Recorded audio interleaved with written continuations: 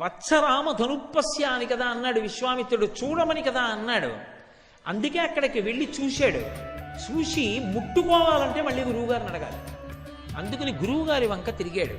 ఒక క్షత్రియ కుమారుడికి అంత మంచి ధనస్సు చూశాక ఓసారి ముట్టుకుందాం, ఎక్కువ పెడదామని అనిపిస్తే ఏమిటండి తప్పు? సీతమ్మ కోసం ఎక్కువ పెట్టినట్టే కాదు కదా. అందుకే ఆయన అన్నాడు విశ్వామిత్రుడి వంక తిరిగి, ఇదం ధనం ధనుర్వరం బ్రహ్మం సంస్పృశామిహ పాణిన యత్నవంశ భవిష్యామి తోలనే పురణేపివా. హే భగవన్ విశ్వామిత్ర మహర్షి, మీరు ఈ ధనస్సుని చూడమన్నారు. ఇదం ధనుర్వరం బ్రహ్మం సంస్పృశామిహ పాణిన. ఎంత మర్యాదగా పిలుస్తాడో గురువుని. గురువుగారు అని కూడా అనలేదు, హే బ్రహ్మన్ అన్నాడు. బ్రహ్మమును తెలుసున్నవాడా? హే బ్రహ్మన్, ఇదం ధనుర్వరం, ధనస్సులలో శ్రేష్టమైనది ధనస్సు. ఇదం ధనుర్వరం బ్రహ్మన్ సంస్పృశామిహ పాణిన. ఒక్కసారి నా చేత్తో ముట్టుకోవాలనుంది.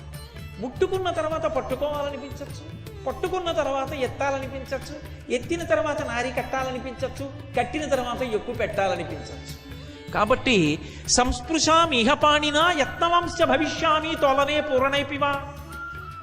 అందుకని అడుగడుగునా మళ్ళీ ఏమంటే ముట్టుకున్నాను, పట్టుకోనా, పట్టుకున్నాను, ఎత్తనా, ఎత్తాను, ఎక్కువ పెట్టనా అని అడుగడుగునా మిమ్మల్ని అడగడం విసిగించడం అవుతుంది గురువుగారు. అది లౌల్యం కదూ. క్షత్రియ కుమారులకి ధనస్సును చూసినప్పుడు ముట్టుకుంటే పట్టుకోవాలని, పట్టుకుంటే ఎత్తాలని, ఎత్తిన తర్వాత వింటినారి కట్టాలని, కట్టాక ఎక్కువ పెట్టాలని ఉంటుంది కదా గురువుగారు. ప్రయత్నించనా? అనుమతిస్తారా? ఎంత గొప్పగా అడిగాడు. బాఢమిచ్చేవతం రాజా మనుష్య సమభాషత. బాఢం, ఈ మాట ఉపనయన కృతువులో ఎక్కువ వస్తుంది. బాఢం బాఢం బాఢం అని ఎవరు ఉపనయనం చేసుకుంటున్నాడో ఉపదేశం పొందేవాడు గురువుని అడగాలి. ఎన్నో ప్రశ్నలు అడుగుతాడు గురువు. నువ్వు సంధ్యావందనం చేస్తావా? ఒళ్ళు దగ్గర పెట్టుకుంటావా? నిజంగా వేదాంతం నేర్చుకుంటావా? నీకు ఉపనయనం ఎందుకు చేసుకుంటున్నావు అడిగి అన్నిటికీ తర్వాత బాఢం బాఢం బాఢం అన్న మాట ఉపనయన కృతువులో ఒక ప్రత్యేకమైన సందర్భంలో చాలా మాటలు కనపడుతుంది. బాఢమిచ్చేవతం రాజా మునిష్య సమభాషత. జనక మహారాజు గారిని అడగలేదు రాముడు, కానీ ఉత్సాహం అయింది. పోన్లే ఏదో ఎక్కువ పెడతానంటున్నాడుగా. త్వగతిర్మానుషానంచ ధనుషస్య ప్రపూరణే. ఎంతమంది రాలేదు ఇలా వీడు అనుకున్నాడు ఆయన. అనుకుని బాఢం అలాగే. బాఢం అని ఇంకోళ్ళు కూడా ఎవరన్నారు? విశ్వామిత్రుడు కూడా అన్నాడు. ఇద్దరు సమభాషత ఒక్కసారి అన్నారు. ఒకడు అంటున్నప్పుడు ఎక్కువ పెడతాడని కాదు, ఏమి ఎక్కువ పెడతాడు ఇలా అడిగిన వాళ్ళు ఎంతమంది ఉన్నారు. రెండో ఆయన బాఢం. రాముడు శ్రీరాముడు అవుతున్నాడు, శివధనుర్భంగం జరగబోతోంది. జనకుడికి తెలుస్తుంది ఇతనే పరబ్రహ్మం, నరుడిగా నడుస్తున్నాడు. ఇక కొద్ది క్షణాల్లో అద్భుతం జరగబోతోంది. ఒక్క విశ్వామిత్రుడికి తెలుసు. రామా నువ్వు శ్రీరాముడు అవుతున్నావు, సీతారాముడు అవుతావు అనడం. ఆ విషయం మా నాన్నగారు చూడాలి కదండి అంటాడు. ఇది విశ్వామిత్రుడి గాంభీర్యం. అందుకే ఆయన అలా అడిగాడు, ఈయన ఇలా అన్నాడు. బాఢమిచ్చేవతం రాజా మునిష్య సమభాషత. ఇద్దరు ఒక్కసారి అలాగే అనగాని చూస్తున్నారు. ఏమేం పెద్ద ఎంతమందిని చూశాడండి, ఏదో పట్టుకుని ఎత్తుగా ఉండడం, డామని కింద పడ్డం, వెళ్ళిపోవడం అయిపోతుంది కదా. దాన్ని మోతేసేస్తారు, లోపలికి తీసుకెళ్ళిపోతారు అనుకున్నారు. ఆరోపయిత్వా ధర్మాత్మా పురయామాస తద్ధను తత్వభంజ ధనుర్మధ్యే నరశ్రేష్ఠో మహాయశాహ. జనకుడు అలా చూస్తుండగానే దాన్ని ఇలా పట్టుకున్నాడు. శివధనస్సుని అవలీలగా పైకెత్తాడు, నించోపెట్టాడు, వింటినారిని విప్పాడు, కట్టాడు, వంచాడు.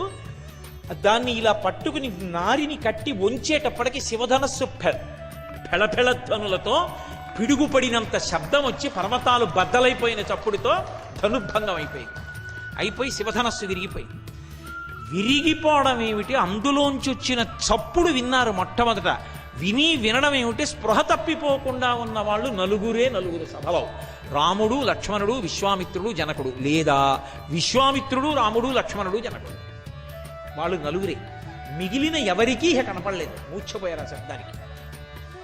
జనకుడు అసలు ఊహించలేదు అలా జరుగుతుంది. త్వగతిర్మానుషానంచ ధనుషస్య ప్రపూరణే అని కదూ. గభాలన కుర్చీ వెనక్కి తోసి లేచిపోయి ఏమిటి అద్భుతం అనుకున్నాడు. అనుకుని అత్యద్భుతమతించంచ అతర్కితమిదం యా. ఇది అద్భుతం. హే భగవన్ విశ్వామిత్ర, నేను ఊహించలేదు అసలు. అత్యద్భుతం అచింత్యంచ, ఇది ఊహించడానికి కూడా వీలు లేనిది. అతర్కితమిదం మియా, దీని మీద వాదన చేయడానికి వీలు లేదు. ఏమిటి రాముడు అత్యద్భుతం, శివధనుర్భంగం చేసేసాడు, ఎక్కుపెట్టడం కాదు, సీతమ్మని రాముడికిచ్చి కన్యాదానం చేసేస్తాను అని వెంటనే బంగారు కలశంతో నీళ్లు పట్టుకుని వచ్చేసాడు. వచ్చేసి ఇక్కడ నేను ఒక మాట చెప్పవలసి ఉంటుంది, బాలకాండని అయోధ్యకాండతో కలిపి చెప్పవలసి ఉంటుంది. ఎందుకని అంటే బాలకాండలో సీతా కళ్యాణ ఘట్టానికి సంబంధించినటువంటి విషయం కొంతవరకు చెప్తే, సీతమ్మ తల్లి అయోధ్యకాండ చివరిలో అనసూయమ్మ యొక్క ఆశ్రమానికి వెళ్ళినప్పుడు అనసూయమ్మతో మాట్లాడుతున్నప్పుడు సీతమ్మ దీనికి సంబంధించినటువంటి వివరాన్ని పూర్తిగా చెప్పింది. ఎందుచేత అంటున్నాను అంటే, ఆ బంగారు కలశలో నీళ్లు పట్టుకొని సీతమ్మని కన్యాదానం చేస్తాను అని చెప్పి ఎప్పుడైతే జనక మహారాజు గారు గబగబా రామచంద్రమూర్తి దగ్గరికి వెళ్ళారో రాముడు అంగీకరించలేదు. ఈ విషయం ఎవరు చెప్పారు అంటే సీతమ్మ చెప్పింది. ఎవరితో చెప్పింది అంటే అనసూయమ్మతో చెప్పింది. ఏమని చెప్పింది అంటే, మా నాన్నగారు శివధనుర్భంగం జరిగినప్పుడు జనక మహారాజు గారు సీతమ్మని రామచంద్రమూర్తికి ఇచ్చి కన్యాదానం చేస్తాను అని చెప్పి బంగారు కలశలో నీళ్లు పట్టుకుని బయలుదేరి వెళ్ళారు. కానీ రాముడు కన్యాదానం పుచ్చుకోలేదు.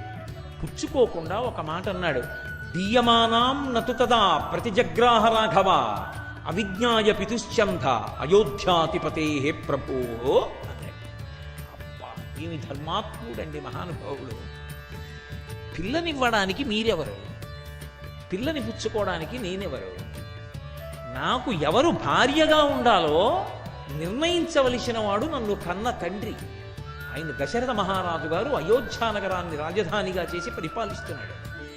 ఆయన నడగండి వెళ్ళి పిల్లనిస్తానని. మా నాన్నగారు రామా సీతని నీ పత్నిగా స్వీకరించు అని అంటే అప్పుడు స్వీకరిస్తాను. అంతేకాని శివధనస్సు ఎక్కుపెట్టానంటే క్షత్రియుడి కాబట్టి ఎక్కుపెట్టాను. అంతేకాని మీరు పిల్లనిస్తే తీసేసుకోవడానికి మా నాన్నగారిని అవమానించి నాన్నగారిని కాదని స్వతంత్రించి పిల్లని భార్యగా తెచ్చుకునేటటువంటి వాడను కాను. ఇది రామాయణం యొక్క సంస్కృతి. ఆ రామాయణానికి మనం వారసులం. నాన్నగారు చిన్నప్పుడు పుస్తకాలు కొనిపెట్టారు, చదువుకున్నాను, చొక్కాలు కొనిపెట్టారు, వేసుకున్నాను, ప్యాంట్లు కొనిపెట్టారు, నాకు ఇష్టం లేకపోయినా రంగు తొడుక్కున్నాను. నా భార్యని నిర్ణయించడానికి మీరెవరనేటటువంటి దిక్కుమాలిన మాటలు మాట్లాడిన జాతి నా జాతి కాదు. రాముని యొక్క జాతికి వారసులం. తండ్రి నిర్ణయించాలని చెప్పాడు. దీయమానాం నతుతదా ప్రతి జగ్రాహ రాఘవ అవిజ్ఞాయ పితుశ్చంధ అయోధ్యాధిపతే ప్రభో. ఎంత మర్యాదగా మాట్లాడాడు తండ్రి గురించి. అయోధ్యాధిపతి అయినటువంటి నా తండ్రి దశరథ మహారాజు గారు నిర్ణయించాలి, రామా ఈమె నీకు భార్య కావడానికి తగిన వ్యక్తి, ఈమెని స్వీకరించమని చెప్పాలి. అప్పుడు స్వీకరిస్తాను.